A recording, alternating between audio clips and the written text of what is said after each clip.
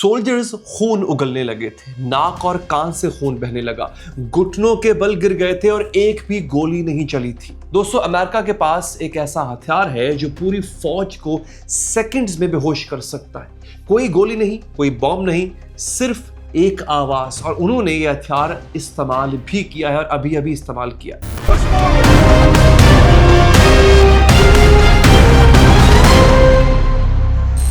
3 जनवरी 2026 रात के 2 बजे कैराकस, वेनेजुएला। दोस्तों, ब्लैक हेलीकॉप्टर्स आसमान में थे और बिल्कुल खामोशी थी, कोई आवाज नहीं आ रही थी, घोस्ट की तरह। रडार स्क्रीन्स ब्लैंक हो गए थे, अलार्म्स चलने लगे थे और वेनेजुएलन फौजी जो है वो समझ नहीं पा रहे थे कि आखिर ये हो क्या रहा है। और फिर वो आवाज आई। एक वेनेजुएलन सिक्योरिटी गार्ड है जो उस रात वहां पर मौजूद था, उसने एक हालिया इंटरव्यू दिया है और उस इंटरव्यू ने हर जगह तहलका मचा दिया है। उस इंटरव्यू के एग्जैक्ट अल्फाज क्या थे मैं आपके सामने रखूंगा, वो हथियार क्या था मैं आपको वो भी बताऊंगा, और अब आगे क्या हो सकता है उस हथियार के साथ उसका जिक्र भी होगा। दोस्तों, वो ये कहता है कि it was a sound from hello. ऐसा लगता था कि शायद जहन्नुम से वो आवाज आई। Our soldiers started falling, हमारे फौजी खुद ब खुद गिरने लगे। Bleeding from their noses, उनकी नाक से खून बहने लगा। Vomiting blood, वो खून की उल्टियां कर रहे थे। We could not even hold our guns straight, हम अपनी बंदूक सही तरह से पकड़ नहीं पा रहे थे।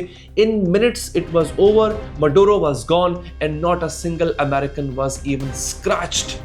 वो कहते हैं कि मिनटों में मडोरो जा चुका था, सब खत्म हो चुका था और किसी भी अमेरिकी फौजी को एक स्क्रैच तक नहीं आया। दोस्तों, आज की वीडियो में मैं आपको वो पूरा सच दिखाऊंगा जो व्हाइट हाउस भी चाहता है कि दुनिया जाने। वो हथियार जो आर्मीज को बिना मारे, बिना उन पर गोली चलाए उन्हें खत्म कर सकता है। और वो वार्निंग जो ये ऑपरेशन मुस्लिम दुनिया के लिए है दोस्तों, ये बहुत इंपॉर्टेंट है जानना कि अमेरिका के पास क्या क्या कैपेबिलिटीज हैं।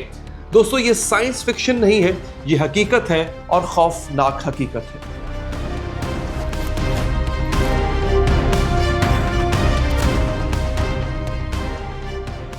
रात के 2 बजे जब वेनेजुएलन मिलिट्री बेस पर अलार्म्स बजने शुरू हुए, सिक्योरिटी गार्ड जो वहां पर मौजूद था उसकी टेस्टिमनी है और व्हाइट हाउस ने खुद शेयर की है। प्रेस सेक्रेटरी व्हाइट हाउस की कैरोलिन लियाविट, उन्होंने एक्स पर यानी ट्विटर पर आके पोस्ट किया।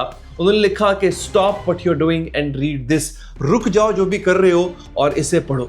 किससे पढ़ो? वो एक इंटरव्यू था, उसकी एक ट्रांसक्रिप्ट थी जो कि ट्विटर पर मौजूद थी। तो दोस्तों, समझिए कि अमेरिकन गवर्नमेंट चाहती है कि दुनिया ये पढ़े, वो चाहते हैं कि लोग डरे। ये है साइकोलॉजिकल वॉरफेयर और कहीं ना कहीं आप और हम भी इसका टारगेट है। दोस्तों, वापस आते हैं। गार्ड ने बताया कि रात 2 बजे अलार्म्स बजे, उन्होंने सोचा शायद ड्रिल होगी, लेकिन फिर रडार स्क्रीन्स जो हैं वो ब्लैंक हो गई थी, पूरा सिस्टम जैम होकर रह गया हुआ था। अमेरिका ने किया क्या? अमेरिका ने रडार जैमिंग ड्रोन्स यूज किए थे।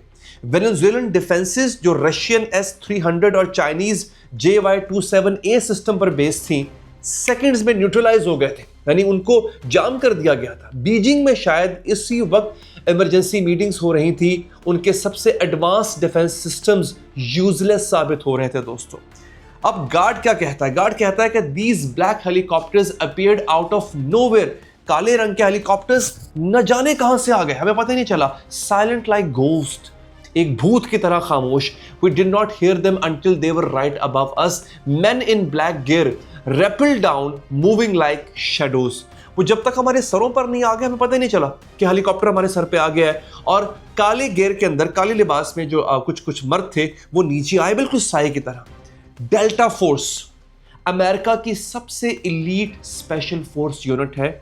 ये स्टेल्थ हेलीकॉप्टर यूज करके वहां पहुंची, नाइट विजन लगाया हुआ था इन्होंने, एडवांस्ड वेपनरी इनके पास थी और कई दहाइयों की ट्रेनिंग उनके साथ थी। दुनिया की सबसे लीथल फाइटिंग फोर्स है ये।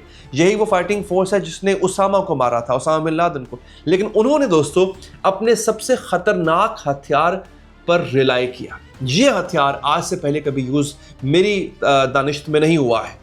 दोस्तों, ये जो हथियार है, हैरान होंगे आप जानकर, ये बंदूक नहीं है, लेकिन ये बंदूक से कहीं गुना ज्यादा खतरनाक है। जो गार्ड है उसकी जो टेस्टिमनी है वो बड़ी खौफनाक है। वो आगे कहता है कि and then came the sound, फिर एक आवाज आती। I can not describe it, it was like a sound from hell. मैं बता नहीं सकता, वो ऐसे था जैसे जहन्नुम के दरवाजे खुल के।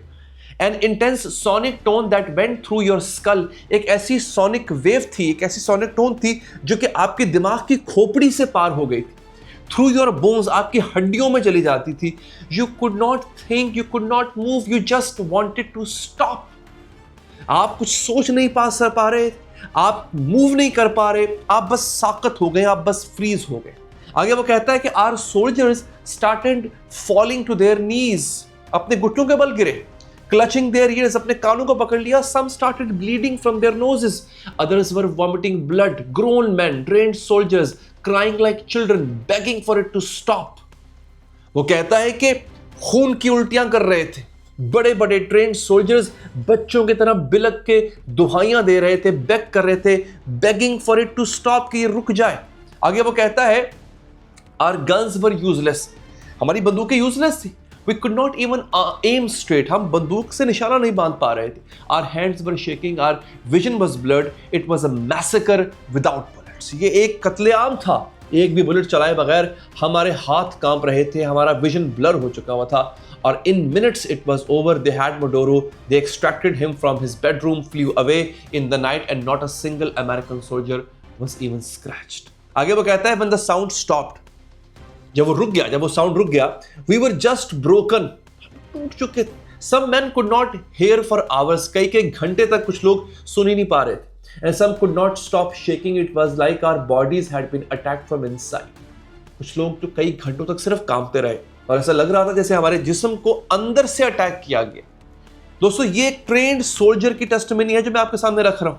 एक आदमी जो जंग के लिए तैयार था और वो कहता है कि ये उसकी जिंदगी का सबसे खौफनाक तजुर्बा था। अब सवाल ये है, ये हथियार एग्जैक्टली है क्या?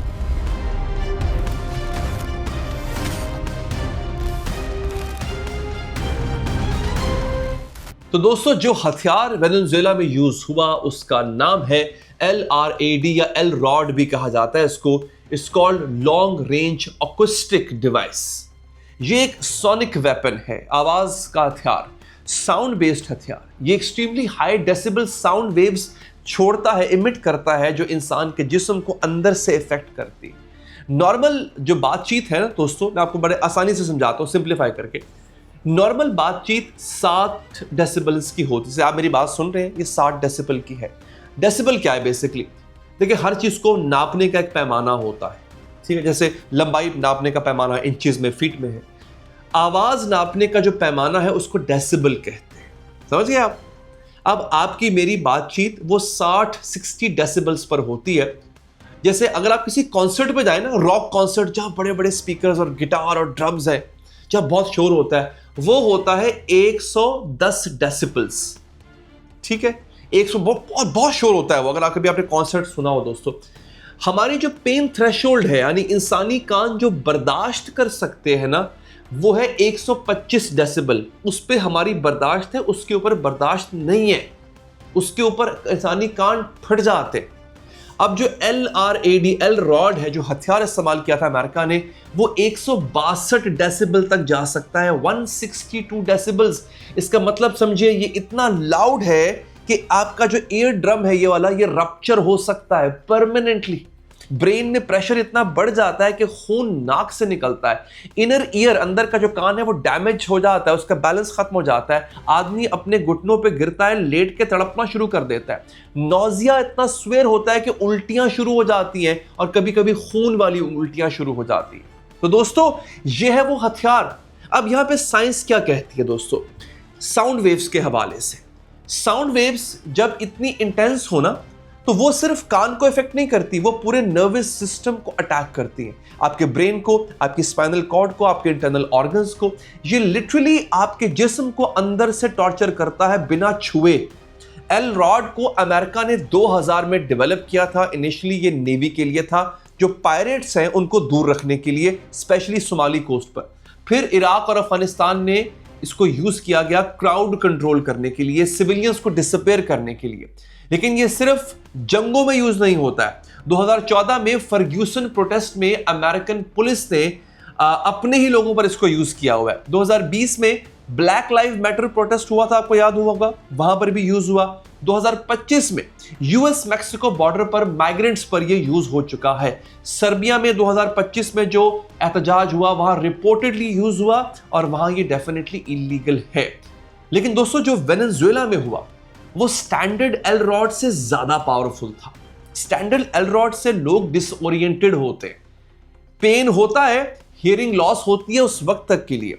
वेनेजुएला में जो हुआ वो फौजियों को खून उगलने पे मजबूर किया, उसने नाक से खून बहने लगा और मिनट्स में पूरी की पूरी जो फोर्स थी वो इनकैपेसिटेट हो चुकी हुई थी। एक्सपर्ट्स ये कह रहे हैं कि ये शायद इनहांस्ड वर्जन है, मिलिट्री ग्रेड सोनिक वेपन जो पब्लिक को नहीं पता है। न्यूयॉर्क पोस्ट ने लिखा पावरफुल मिस्ट्री वेपन, यानी कि ऐसा वेपन जो राज है मगर एक मिस्ट्री है।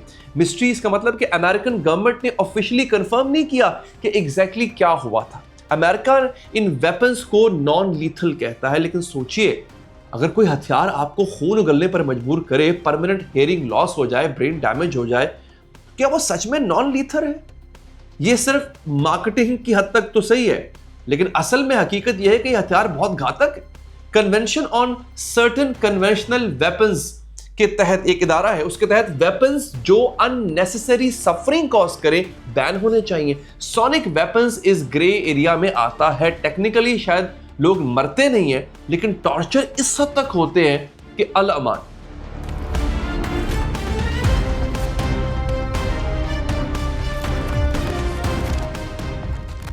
अब दोस्तों वो बात करूंगा जो सबसे इंपॉर्टेंट है। White House press secretary Karoline Leavitt, उन्होंने आई विटनेस टेस्टिमनी खुद शेयर की है, पब्लिकली शेयर की है, ट्विटर यानी एक्स पर शेयर की है। उनका कैप्शन क्या था? Stop what you doing and read this, रुक जाओ जो कर रहे हो और इसको पढ़ो। अब सोचिए व्हाइट हाउस रोजाना हजारों मैसेजेस और टेस्टिमनीज देखता है, वो सब शेयर नहीं करता, तो ये टेस्टिमनी क्यों शेयर की गई? इस गार्ड की स्टोरी वायरल क्यों करवाई? जवाब सीधा सा है दोस्तों, वो चाहते हैं कि दुनिया डरे। ये साइकोलॉजिकल वॉरफेयर है। अमेरिका चाहता है कि वेनेजुएला की जो बाकी पॉलिटिशियंस हैं वो डरे, क्यूबा के लोग डरे, निकारागुआ के लोग डरे, सबसे इंपॉर्टेंट ईरान डरे।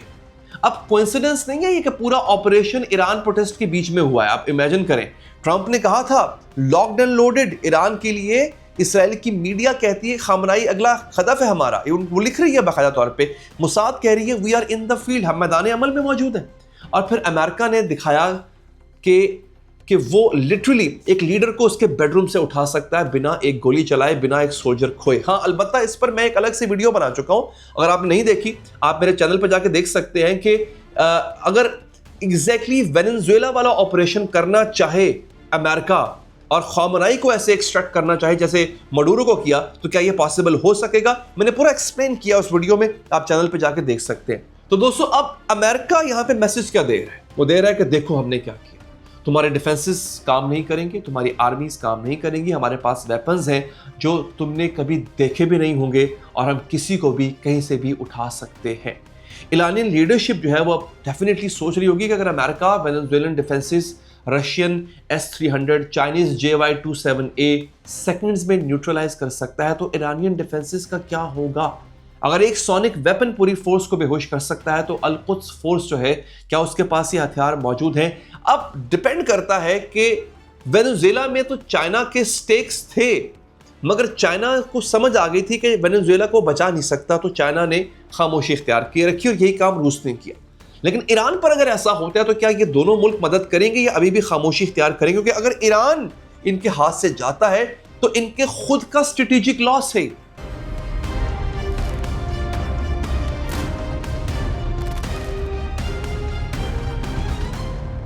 अब बात करते हैं नाजरीन कि ये सब हमारी दुनिया के लिए क्या मतलब रखता है। देखिए, पहले समझिए कि मडोरो ऑपरेशन ने क्या प्रेसिडेंट सेट किया। पहला ये कि अमेरिका ने एक सॉवरन नेशन के इलेक्टेड लीडर को किडनैप किया, इंटरनेशनल लॉ को इग्नोर किया।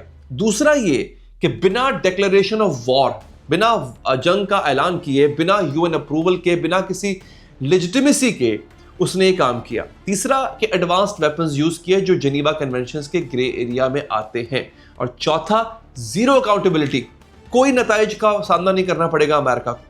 अब सवाल है कि अगला कौन? ट्रंप एडमिनिस्ट्रेशन ने क्लियर साइंस दे दिए हैं, ईरान लॉक्ड एंड लोडेड है।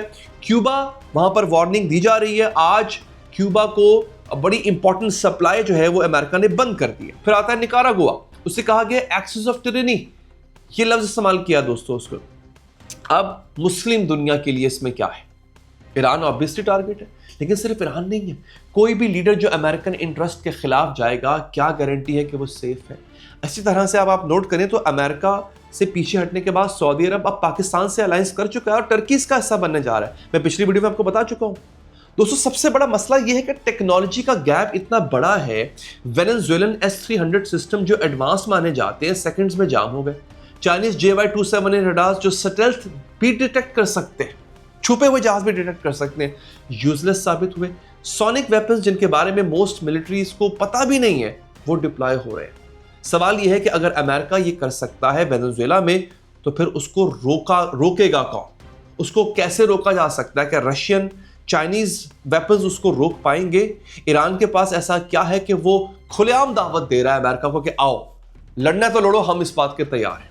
दोस्तों ईरान के पास मिसाइल्स हैं जो इसराइल तक पहुंच सकते हैं, प्रॉक्सीज भी हैं जो अमेरिकन बेसिस को टारगेट कर सकती हैं। और हाल ही में ईरान का यह कहना है कि अगर हम पे हमला हुआ तो हर उस चीज को जो अमरीकी है उसको टारगेट समझा जाएगा। तो दोस्तों अब ईरान अपना दिफा करना जानता तो है, लेकिन क्या अगर अमेरिका ने पूरी ताकत से हमला किया तो ईरान तन्हा लड़ेगा या बाकी लोग भी उसकी मदद करने को आएंगे? तो दोस्तों आज हमने क्या देखा? हमने देखा कि अमेरिका ने वेनेजुएला में एक ऑपरेशन किया, एक लीडर को बेडरूम से उठाया और सेकंड्स में गायब हो गया। सोनिक वेपन का इस्तेमाल किया जो आज से पहले मैंने कभी नहीं सुना था, और जो फौजी थे, पूरी की पूरी फौज जो थी वहाँ की, वो इनकैपेसिटेट होकर रह गई थी। हमने ये भी देखा कि व्हाइट हाउस ने स्टोरी को खुद वायरल किया है क्योंकि वो चाहते हैं कि दुनिया उनसे डरे। वेनेजुएलन गार्ड की अपनी टेस्टिमनी इस बात का सबूत है दोस्तों।